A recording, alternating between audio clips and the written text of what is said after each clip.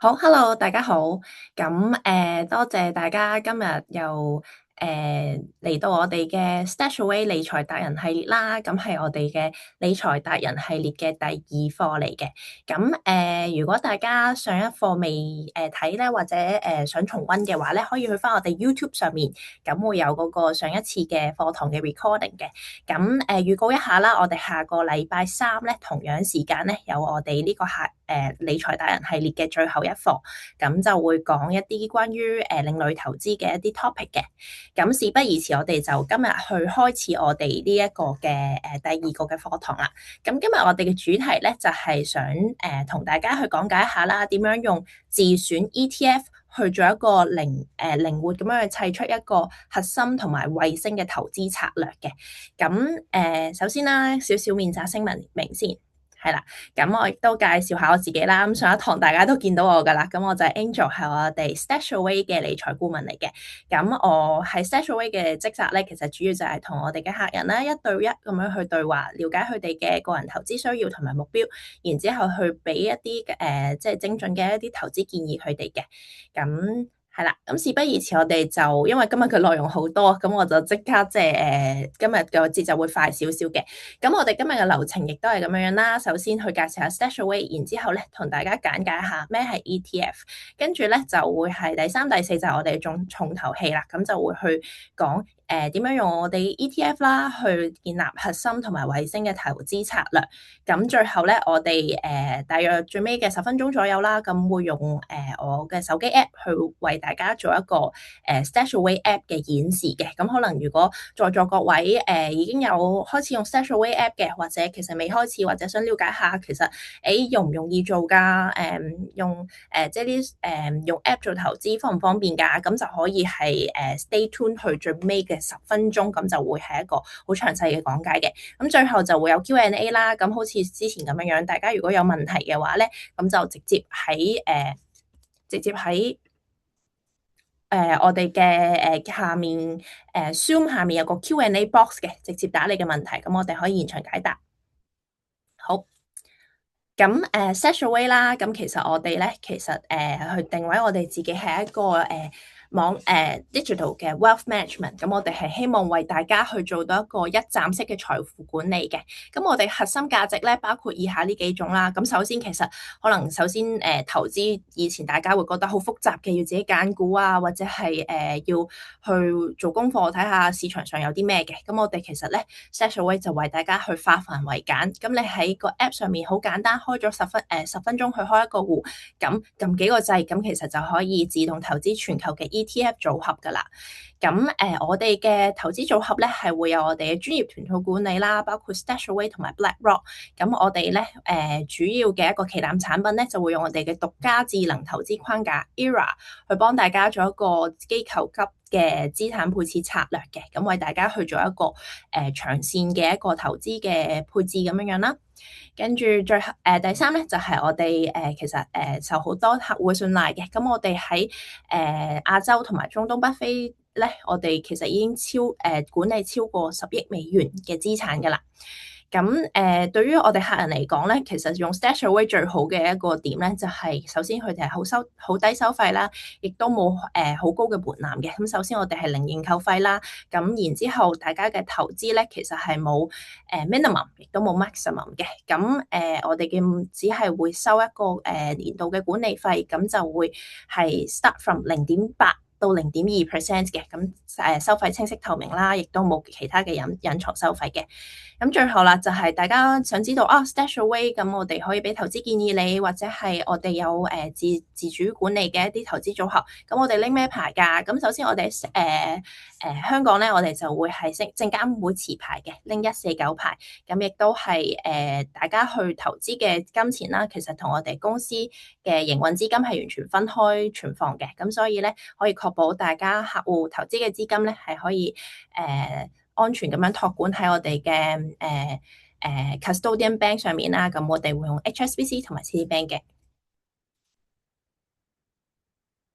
好，咁 StashAway 咧，其實我哋就大約已經有10年歷史噶啦。咁2016年咧，我哋就喺新加坡去開始嘅，咁已經逐漸去 expand 咗去5個國家地區啦。咁包括香港、泰國、新加坡、馬來西亞同埋杜拜嘅。咁我哋其實成個集團嚟講咧，嘅活躍客戶其實已經超過10萬個噶啦。咁所以喺成個Robo Advisory 啦，或者係智能投資管理嘅一個行業上面咧，我哋都係處於龍頭嘅位置嘅。咁過去幾年啦，我哋都拎咗好多 FinTech 嘅獎，亦都係一啲投資管理嘅獎咁樣嘅。咁最後啦，就係我哋其實咧同好多國家即係國際嘅頂級嘅機構投資者啦，同埋一啲嘅投資機構咧，我哋都會合作嘅。係啦，咁事不宜遲，我哋嚟到我哋今日嘅課堂內容啦。咁首先就其實今日全部咧就係想為大家去介紹下點樣用 ETF 去投資啦。咁大家知道其實 ETF 喺呢幾年嚟咧都係一個比較 hot topic 啦，越嚟越多人會講 ETF 投資嘅。咁首先我哋就會好短咁樣簡介下咩係 ETF，然之後咧我哋會講一個好重點嘅嘢，就係核心衛星策略。咁呢個係我同客人day to day 去個對話當中咧，都會係非常之常去提及嘅一個嘅重點嚟嘅，係啦。咁 ETF 啦，咁其實大家可能聽過，或者喺即係可能睇新聞上面都會有啲人講 ETF 啊，或者喺一啲文章都會知道啊咩係即係聽過咩 ETF。咁 ETF 係咩咧？其實點解 ETF 係一個好好嘅投資嘅工具咧？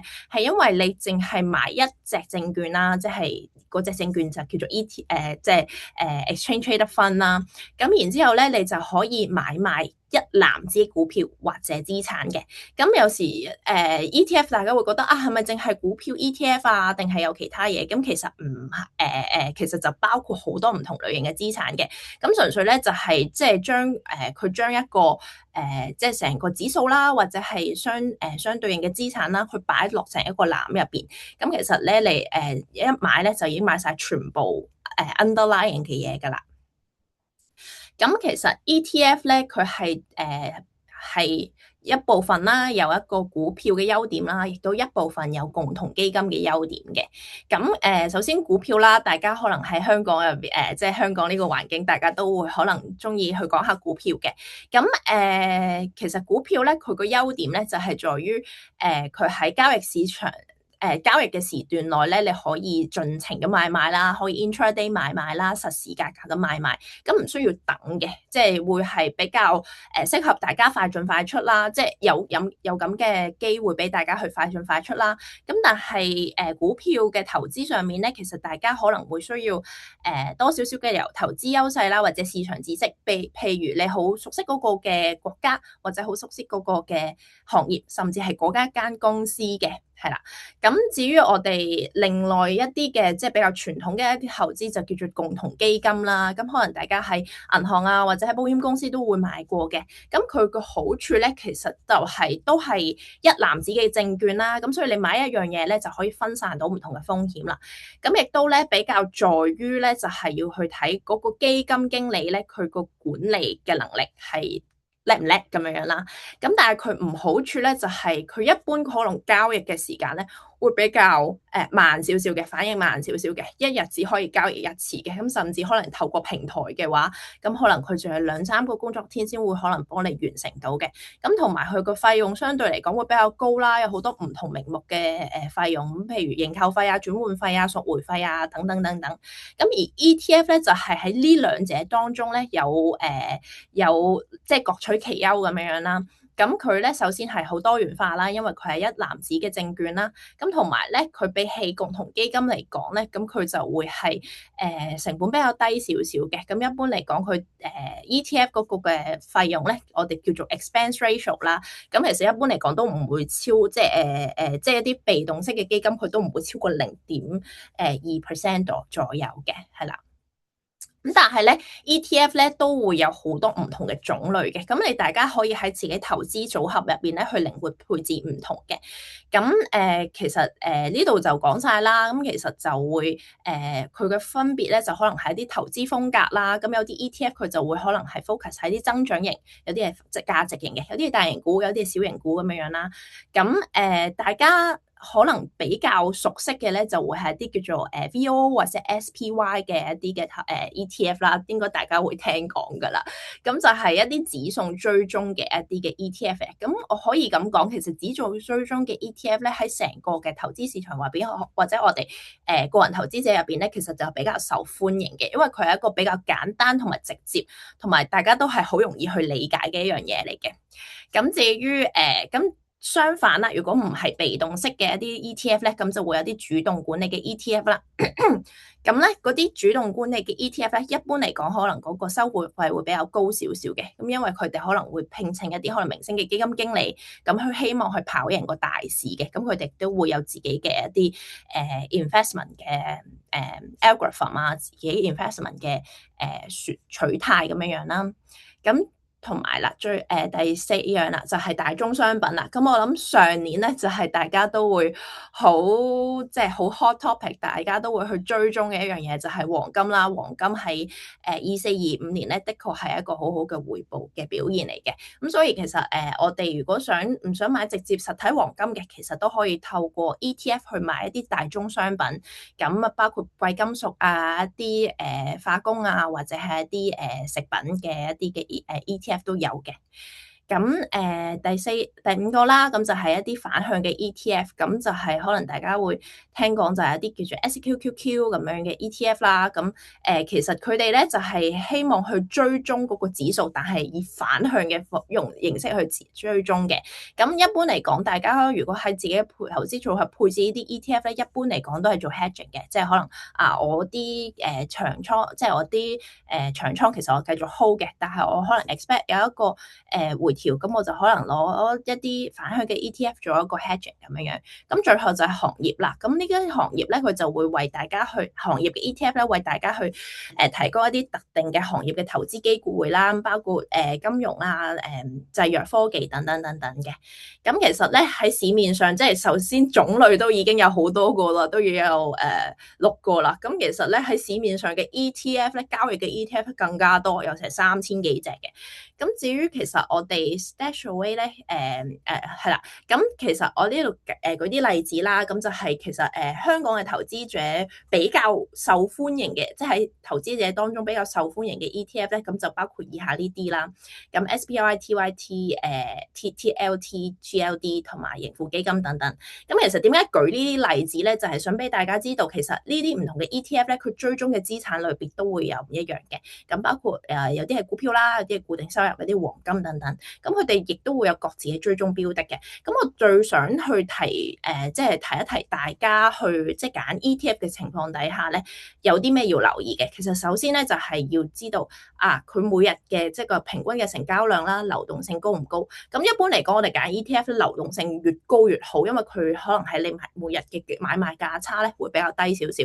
咁同埋一般嚟講，我哋都會比較希望去揀一啲即係大規模少少嘅即係多啲 AUM 嘅一啲 ETF 嘅。咁就係即係亦都係同嗰個流動性相關啦，咁樣樣。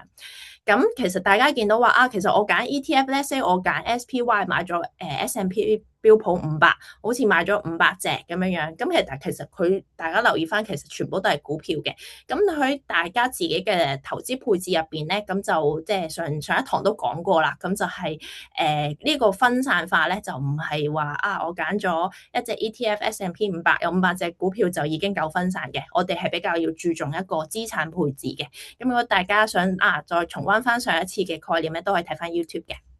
係啦，咁我哋其實 StashAway 即係大家都知道啦，話成個市場上有成3000幾隻 ETF， 點樣揀啦？係咪全部上晒架？咁唔係嘅。咁 StashAway 我哋去揀 ETF 咧，主要會考慮4個因素。咁首先咧就係簡單啦，佢越簡單越容易大家去明白就越好。咁同埋流動性啦，頭先就講過啦，我哋希望嗰個每日嘅買賣價差唔會太大嘅，比較流動少少嘅。咁同埋第三啦，就係高成本效益啦，因為我哋既然揀得 standard ETF 啦，就係希望去即係以一個比較低成本去做一個分散化嘅投資嘅。咁所以咧，我哋會希望個 expense ratio 越低越好。咁最後咧就係呢個追蹤誤差啦。咁追蹤誤差嘅意思咧就係講緊我哋頭先咪有啲唔同嘅投資標的咧，say S&P 500嘅指數咁樣嘅。咁其實咧，即係市場上可能追蹤同一個標的嘅 ETF 咧，可能有成10幾20隻嘅。有啲嘅ETF 咧，可能佢個追蹤咧係唔係做得太好嘅，即係可能咧 say S&P 500升咗1%，佢先升得0.8% 咁樣嘅。咁呢啲就係會有啲誤差，咁所以如果我哋希望呢個 ETF 咧可以更加好咁樣去 represent 我哋投資緊嗰個標的咧，咁我哋就會希望去即係揀一啲追蹤誤差比較低嘅一啲嘅ETF 嘅。咁所以綜上以上4個嘅因素咧，其實我哋簡單嚟講，有時有啲客都會問我，喂，其實 ETF 喺其他 broker 都有得賣啦，或者bank 都有得賣啦，點解我揀 StashAway 咧？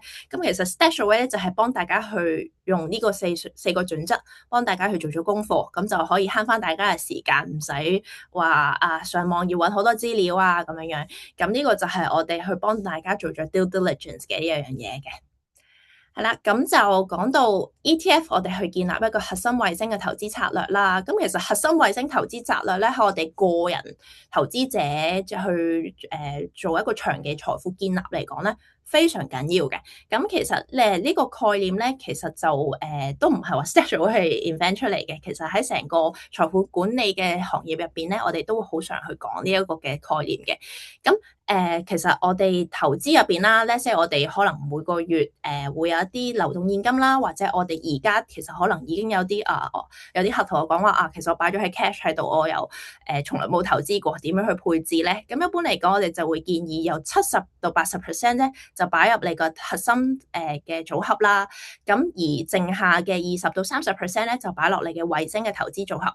咁首先其實核心投資組合咧，一般嚟講就建議可能一個，唔好太過多嘅，係啦，即係或者最多2個左右啦。咁而衛星咧，其實你就可以揀幾多個都得嘅，係啦。咁因為其實佢哋本質上有啲唔一樣嘅。核心我哋咧就希望佢係風險比較低啦。咁我哋係其實 aim for 一個市場嘅回報嘅。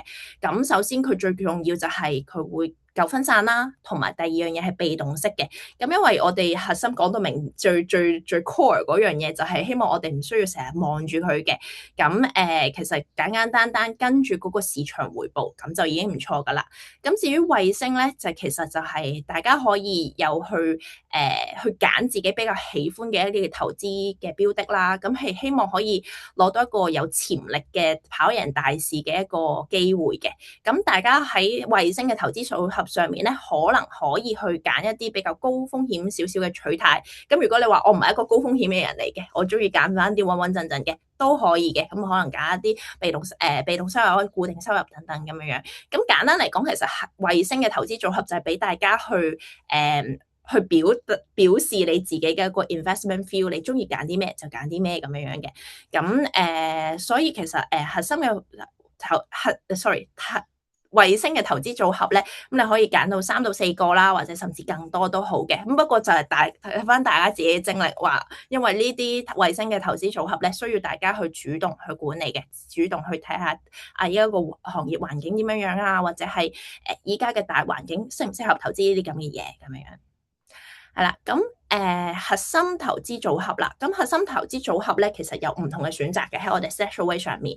咁我會比較建議就係即係第一個啦，Option One 就係我哋StashAway 嘅一個專業投資團隊管理嘅一個全權委託投資組合。咁佢個特點係咩咧？就係其實有專業嘅投資團隊管理啦。咁譬如尤其是我哋 StashAway 嘅 General Investing，咁我哋會去用一啲宏觀嘅經濟大數據啦，去決定我哋而家嗰個經濟環境喺邊一度嘅。根據當時嘅經濟環境，我哋去配置相應嘅 ETF， 跟住亦都會為大家去適時係調倉嘅。咁StashAway 啦，我哋嘅General Investing 咧，咁就會即係由唔同嘅風險嘅index 去主導嘅。咁其實簡單嚟講，大家需要做嘅決定咧，只係去決定你可以接受到嘅risk 係幾多。咁即係簡單嚟講，因為我哋用一個 percentage 去表示啊。咁就係講緊喺一個呢個投資組合你揀咗之後，佢喺一個好極端嘅回調嘅情況底下，佢唔會跌超過幾多個 percent 嘅。咁依家我哋 show 緊俾大家睇嘅呢個就係22%嘅一個均衡型嘅投資組合啦。咁一般嚟講就係可能係一啲中等到中高風險嘅一啲嘅風險嘅取向嘅投資者咁樣嘅。咁大家見到其實呢個嘅general investing 嘅投資組合咧，其實就包括咗好多唔同嘅 ETF 啦，亦都分散咗喺唔同嘅國家、地區、唔同嘅行業、唔同嘅資產上面嘅。咁所以呢個就簡單嚟講，會係一個比較輕鬆簡單嘅懶人投資。係啦，咁 StashAway 頭先都簡單講咗啦，咁我哋就會用我哋自己獨家研發嘅一個資產配置一個嘅投資智能系統嘅咁樣樣，咁就係頭先講到啦，就係用到我哋 macro data 去決定我哋個經濟環境係點樣樣嘅。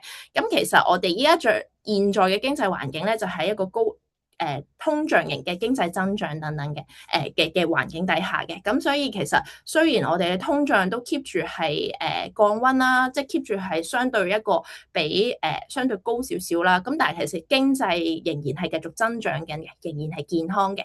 咁我哋喺唔同嘅經濟環境底下，我哋就會有我哋嘅嘅睇法嘅。咁所以我哋依家可能喺 inflationary growth 通脹型經濟增長嘅底下咧，我哋就會係採取一個溫和型進取嘅一個配置咁樣樣，咁可能會比較專注一啲投資嘅股票嘅回報啦，同埋亦都會係攞一啲嘅可以即係可以抗通脹嘅一啲資產咧，配置埋喺我哋嘅投資組合入邊嘅。係啦，咁就首先係 general investing 啦，頭先已經簡介咗，咁係一個比較即就係全權委託俾我哋嘅專業嘅專業嘅團隊去做嘅。咁而第二個啦，咁就係一個另外一個咧就係可以 DIY 自己嘅 core portfolio。咁呢個陣間就會係喺個 app 上面演示，為大家去睇為大家去演示一下嘅。咁我哋主要會用一個叫做 flexible portfolio 嘅一個投資組合啦。咁其實呢度咧就我哋為大家揀咗70多隻嘅資產類別，咁大家就自己中意揀啲咩，咁就揀啲咩，自己去砌你自己嘅一個核心投資咁樣樣啦。咁如果你話我唔知點樣樣揀嘅，亦都可以咧有2款預設嘅組合個模板俾大家去揀嘅。咁譬如大家話如果我想 core 嘅，用做核心嘅，咁就比較建議就係用一個指數追蹤嘅模板啦，咁樣樣。咁呢度 number 2係啦。咁呢度咧就係我哋已經為大家去form 咗一個template 喺度，咁就揀翻嗰個股債比例啦，咁樣樣。咁然之後完咗之後就即係其實完咗之後，其實大家都可以稍為去調整嗰個比例嘅。咁呢個就會嗰個自由度或者彈性度會高少少咁樣樣咯。好啦，到衛星嘅投資組合啦。咁衛星嘅投資組合咧，亦都係用翻我哋頭先嗰個 flexible portfolio 嘅。咁大家可以去揀翻即係number one 啦，自行從頭開始創建。咁呢度咧就係大家去揀翻自己想揀嘅 ETF，跟住去做翻個投資配置就得啦。咁最近亦都會有啲客就問話，其實StashAway 會唔會可以做到啲收息被動收入嘅組合咧？咁其實都有嘅，喺 template 上面呢個嘅 number 2啦。咁我哋有被動收入嘅一個組合啦。咁大家去揀翻每年嘅預期分紅嘅 percentage，跟住去創建翻嗰個投資組合就得噶啦。好，咁我就事不宜遲咧，咁就去為大家做一個即係 App 上面嘅演示啦。咁我就要用我嘅手機為大家 share。好，咁嚟到呢度咧 ，App 上面嘅演示。咁大家如果未開始用 StashAway App 咧，咁其實就可以去 Google Play Store 或者係 App Store 自己 download 翻啦，好簡單就可以開始。你甚至唔需要擺錢入去住，咁你都可以即係睇下我哋嘅投資組合啊、啲回報啊，同埋有啲咩選擇等等嘅。咁如果大家已經有已經有 StashAway App 嘅話咧，咁就不妨可以即係今晚去試下或者 weekend 試下咁樣啦。咁其實大家見到呢度一開始就入到嚟一個主頁啦。咁我哋主要去創建投資組合咧，就會嚟到下面呢5排就係中間嗰個投資。撳到投資之後咧，咁我哋就會自動彈咗去一個核心投資啦。咁呢個就係頭先所講嗰個 general investing，就係全權委託俾專業投資團隊去做過嗰啲嘅投資組合。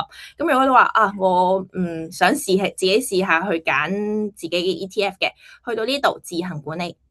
係啦，咁呢度咧就會見到大家會見到我頭先 show 俾大家嘅嗰三個嘅選擇。咁第一個就係自行創建啦，第二個就係環球指數追蹤啦，同埋最後就係被動收入嘅。咁後面嗰兩個因為比較簡單，我就唔講啦。咁其實大家撳到落去自己去操作就得㗎啦。咁我就會比較想去 focus 講呢個自行從頭開始創建啦。咁呢度揀咗落去咧，簡單嚟講就係大家去 DIY 自己嘅投資組合。咁三步就可以完成啦。咁首先呢度繼續啦。咁然之後咧，大家會見到咧呢度嘅資產類別咧，咁我哋 list 咗每一個資產類別只有一隻 ETF，咁就為大家去做好功課，咁就唔使話一個資產類別譬如美國股票有成10幾隻隻 ETF，仲要慢慢對比嘅，係啦咁樣樣。咁呢度咧就其實大家去揀翻個資產類別就得噶啦。咁大家會見到上面啦，我哋會有啲最近喺我哋平台上比較受歡迎嘅 ETF，咁就綠色嘅 highlight 咗俾大家嘅。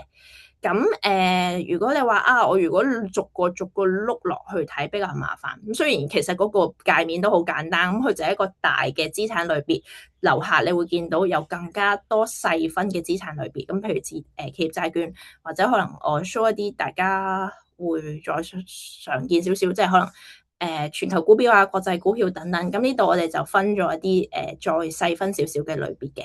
咁如果你話啊逐個睇好麻煩，我去睇一睇我感興趣啲咩？咁你呢度上面碌翻去最上面有個篩選更多，有個 filter 嘅。咁大家咧就可以去睇翻呢度，即係跟翻唔同嘅 category 啦去篩選。咁可能揀翻自己感興趣嘅資產類別。譬如我依家感興趣大宗商品，亦都感興趣一啲國際股票啊等等，或者再加上其他嘅股票啦，新興市場在已發展國家嘅股票，咁我就揀咗佢啦。咁就可以去做一個 application 啦，即係 apply 落去啦，咁就可以開始揀啦。咁譬如你話啊，我係即係如果我做核心嘅投資組合，我亦都係相對嚟講比較進取少少一個投資者，我想全部股票，亦都加少少大宗商品嘅，咁可能就 take 呢個啦。咁可能我又加啲中國，又加啲互聯網，係啦。咁啊，再加啲係啦。咁我最後亦都想加美國股票啦。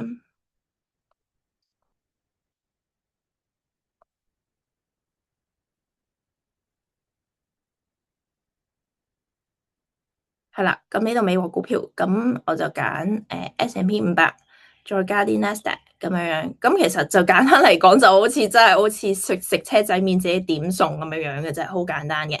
咁我就暫時係咁樣先啦。咁我就去下一步。咁就去到呢度咧，大家會見到咧，佢 default 就已經有個1%。咁嗰1%就我哋擺喺現金就貨嚟去收嗰個每個月嘅管理費嘅咁樣嘅。咁至於我頭先揀咗嘅嗰啲其他資產類別咧，咁我就可以去做自己嘅調配。咁譬如10% 黃金啦，其實有少少似大家去MPF 揀自己唔同嘅基金咁樣嘅。咁基本上其實你自己喜歡點樣去調配就咁樣做就 OK 噶啦。咁記住咧最後就要去到100%咁先係好嘅，係啦。咁呢度就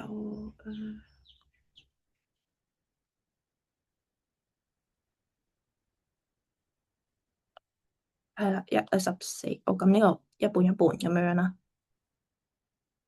係啦，咁大家可能要即係計數，或者係即係諗好嗰個投資配置咧，先即係寫低好自己嘅投資配置，跟住去做咁樣啦。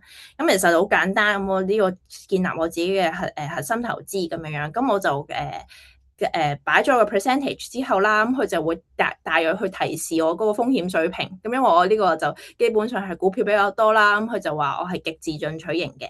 咁佢亦都會有少少提示就話啊，佢過去嘅一個即係累積跌幅。佢最大嘅 drawdown 係幾多咁？32%，咁都係一個非常之高風險嘅一個投資組合嚟嘅。咁大家會睇到一個線形圖啦，歷來嘅回報係點樣樣？咁大家可以去撳翻相對應嘅一啲嘅 time frame，咁去睇翻當時 time frame 嘅回報係點樣樣。跟住亦都會有一啲板塊同埋地區嘅一個細分咁樣樣啦。係啦。咁至於係啦，咁呢度就大約係完成咗噶啦。咁呢度我哋咁確認就 OK 噶啦。咁然之後，我假設我已經 confirm 咗呢個投資組合，咁其實就可以後面就繼續去即係去做呢個入金投資就 OK 噶啦。咁同埋最後就少少一啲 FAQ 啦，因為可能大家喺 Zoom 上面會比較害羞去問問題，咁我一啲我即係日常入邊同客傾偈會問到即係收到嘅問題啦，咁就係有啲人會問 ETF 好啦，你就係有個 topic 咁係咩咧？揀咗咩 ETF 咧？究竟係邊一隻咧？咁其實大家去到呢一度去揀資產類別呢一個版面啦，你會見到每一個資產類別咧，最左手邊有個細細嘅 I 字嘅。係啦，咁我就撳翻去呢個 I 字咧，你就可以睇翻我哋揀咗嗰隻 ETF 嗰個 ticker 嗰個嘅名稱係咩啦，係邊一個出嘅 ETF 啦，咁會有相對應嘅嗰啲嘅資料嘅，係啦，咁同埋最後啦，呢度如果大家想睇埋個 fact sheet 嘅話咧，去到呢度更多關於此 ETF 詳情，咁去撳翻呢個綠色嘅呢一個。關於更多次 ETF 風險詳情，咁佢就會自動彈去你個 browser 度，跟住就可以睇到嗰個 fact sheet 噶啦。係啦，咁就大致係咁咯。咁至於其實衛星投資咧，更加容易添。咁其實簡單嚟講，你就可能揀翻你一隻嘅 ETF 去投資翻你比較感興趣嗰啲 topic，譬如可能係黃金啦，或者係即係舉個例子啫嚇，或者啲科技主題嘅股票咁股票嘅 ETF 啦，咁去揀翻就 OK 噶啦。咁你可以揀一隻又得，揀幾隻又得嘅。咁所以就係簡單嚟講就係就係咁樣樣咯，比較簡單嘅一個操作嚟嘅，係啦。係啦，咁我哋個 app 演示就完成啦。咁最後就係嚟到 Q&A 嘅環節啦。咁啊，又係 overrun 咗少少，唔好意思，因為今日嘅內容都係好多。咁最後呢一頁咧，咁就為大家去介紹下我哋嘅投資嘅投資組合嘅唔同嘅選擇啦。咁首先我哋有好多唔同嘅選擇嘅，就係從一啲最左邊最低風險啦，到最右邊最另類最相對嚟講最進取少少嘅投資嘅。咁大家可以根據自己嘅需要啦，去揀翻相對應嘅投資。咁譬如就係首先最左邊嘅現金管理啦。咁其實一般嚟講，我哋嘅客就會將佢擺啲閒置資金喺度，咁樣就係去賺翻一啲少少嘅息咁樣樣嘅。咁佢呢啲就係超級短期嘅美國債券咁樣樣。咁依家 so far 嘅 yield 咧，就即係嗰個 return 咧，就有3.7% per annum 係一個 target 嘅。咁核心多元資產投資配置，咁就已經頭先已經簡單講過啦，就係 general investing 一般嚟講就比較適合做一個核心嘅投資嘅配置嘅，咁樣樣亦都有我哋嘅專業團隊為大家去做調倉配倉咁樣樣。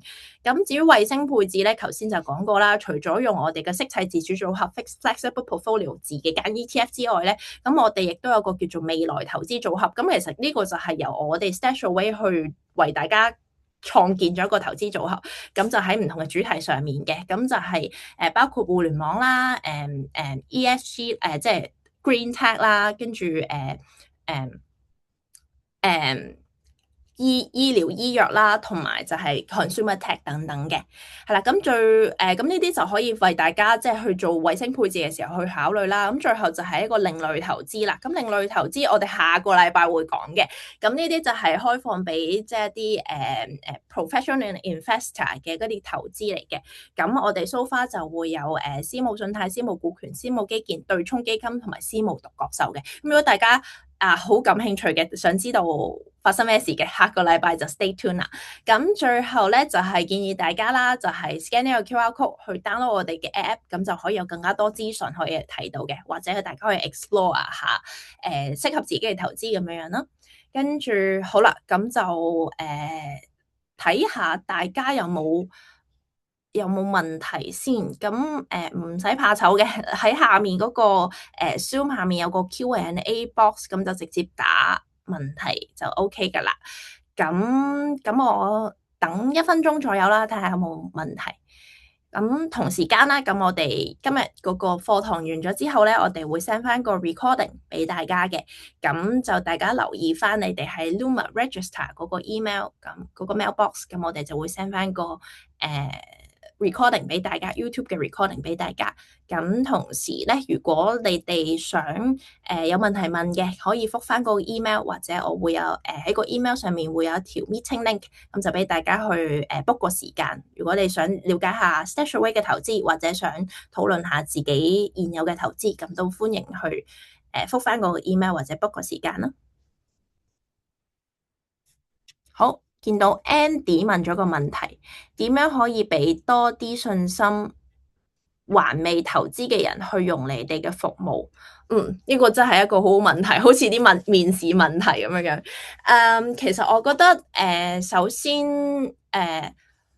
想了解下你嗰個信心嗰個嘅定義喺邊啫？究竟係個資金安全性啊，定係嗰個 return 係點樣樣？咁我從一個比較即係比較常見問題嘅角度去講啦。咁首先其實最多香港人問就係StashAway 喺投資喺 StashAway 投資嗰個資金安全性。咁頭先已經講咗啦。咁其實大家投資嘅錢咧，我哋分開存放喺我哋嘅 custodian bank。咁即係其實簡單嚟講 extreme case 啦。如果 StashAway 喺香港唔做啦，或者成間嘢執笠，或者係頂手賣咗俾人，咁都唔會影響大家客嘅投資，即係你哋嘅投資資金嘅。咁如果喺一啲咁嘅 extreme 嘅情況底下咧，大家都可以有個權利去翻HSBC 或者 Citibank 去 claim 翻你哋所買嘅 ETF 或者所存放嘅現金等等嘅。咁第二樣嘢，我諗大家如果開始做投資嘅話，比較 concern 嘅一樣嘢，或者比較關心嘅一樣嘢，肯定就係回報啦。咁回報咧，其實可以咁講，我哋其實都係做得唔錯嘅。咁上一個堂我哋有講過我哋回報係點樣樣嘅，咁可以睇翻。咁但係其實基本上嚟講，我哋嘅投資回報其實都係一早以嚟都係跑贏我哋嘅 benchmark，大約20到30個點子左右嘅。咁亦都係即係亦都係喺我哋嘅投資過程當中，因為市況會有高會有低，會有唔同嘅即係 noises 啦，即係可能打仗又好，或者係放風有啲消息話我哋停火又唔停火，即係呢啲舉個例子嘅啫。我哋其實成個團隊，即係我哋成個 StashAway 嘅 team 咧，我哋定時都會為大家去發放資訊嘅。咁包括會有 email 啦，或者係或者係即係網上嘅一啲資訊啦。咁我哋每個月咧會有我哋嘅 CIO，我哋嘅 Chief Investment Officer 咧去寫一封信，咁就 update 大家我哋最新嗰個嘅睇法係點樣樣。最近市況有啲 noise 係點樣樣，我哋係點樣樣睇嘅。咁係從呢啲去同大家去做主動嘅一啲嘅 communication 啦。咁同時間，我諗最緊要嘅一樣嘢就係其實容唔容易揾到我哋啦。咁如果喺 StashAway 你係投資上有問題嘅，首先我哋嘅 CS 團隊非常之專業嘅，咁佢哋你任何問題都去揾佢哋啦。咁然之後通常 within 一個工作天內咧，我哋就會覆噶啦。咁甚至如果你話我想再了解下最新嘅投資動向，或者我想即係討論下我自己投資，我自己做投資應該點樣做咧？咁其實都可以去聯繫到我哋嘅 human advisor 啦，即係包括我啦，同埋我同事咁樣樣。咁我哋就會即係可以去真人傾偈，一係 phone call，一係網上嘅面見咁樣樣。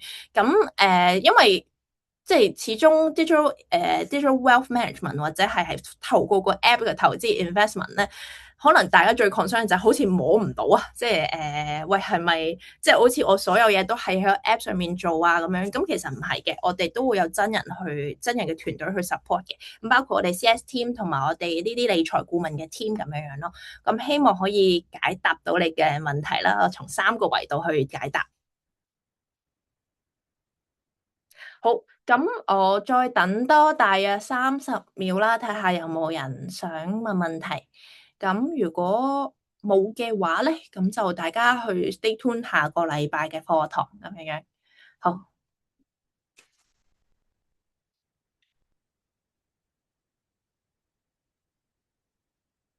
好啦，咁就暫時都未見到有問題啊。咁如果大家想問問題嘅話，或者想了解多啲嘅話，咁就留意你哋嘅 email 啦。咁喺個 email 即係去覆返我哋嘅 email，或者係直接 book 個 call 嘅。